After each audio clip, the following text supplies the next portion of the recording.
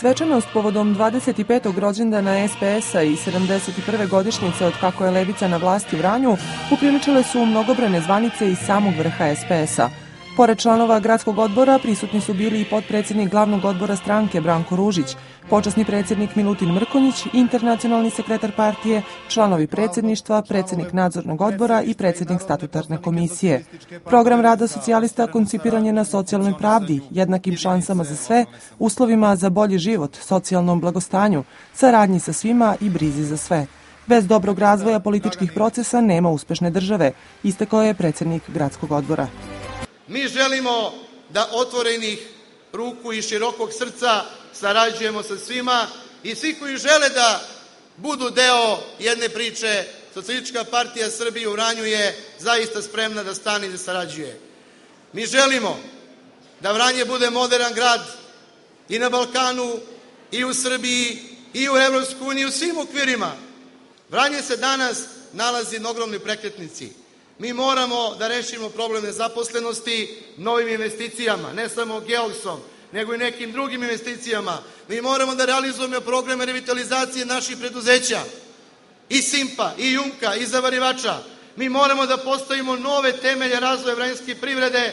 Mi želimo da univerzitet dođe u Vranje, time ćemo najviše braniti Srbiju u novim prostorima. Vođa vranjskih socijalista izrasta u pravog lidera i briljantno radi svoj posao, poručio je počasni predsjednik SPS-a Milutin Mrkonjić, čestitajući Antiću na uspešnom radu. Istakao je da su najvažnije odluke za Srbiju donete upravo ovde. U Vranju su donošene, koliko ja pamtim, od 90. godina najveće odluke o razvoju Srbije. Naravno, ne samo zahvaljujući Draganu i Vlajku, nego zahvaljujući Vranjancima, koji ste svojim radom u fabrikama koje su tada postojale pokazali šta znači jug Srbije. Osjećanje da svi zajedno u Vranju ili u nekom mestu radite na ovakav način je stvarno impresivno. Ima, verovatno, među vama i sukoba, ali jedina šansa za vas i za Vranje u celini je da zajedno svi radite. To je sada Zoran pokazuje i rukovodstvo Vranja i ja im na tome čestitam. Vranje je kolevka SPS-a, rekao je potpredsjednik glavnog odbora.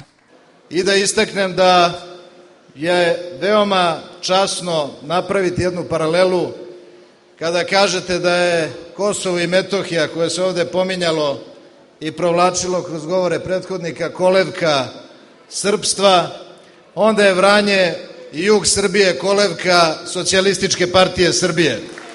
Kolevka bez koje niko, kogod bude bio na vlasti u nekom budućem periodu, neće moći da sačuva Srbiju. Sadašnji predsjednik gradskog odbora Zoran Antić zajedno sa dugogodišnjim predsjednikom Miroljubom Stojčićem uručili su povelje predstavnicima političkih stranaka za ostvarenu saradnju u funkcionisanju jedinice lokalne samouprave. Predstavnicima svih medija na teritoriji grada kao i udruženjima uručene su zahvalnice. U kulturno-umetničkom programu učestvovali su Branimir Stošić-Kace, vokalni solista, Slobodan Jovanović, virtuoz na harmonici, kao i orkestar Nenada Mladenovića. U nastavku programa članovi, simpatizeri i prijatelji stranke uživali su u koncertu Ane Bekuć.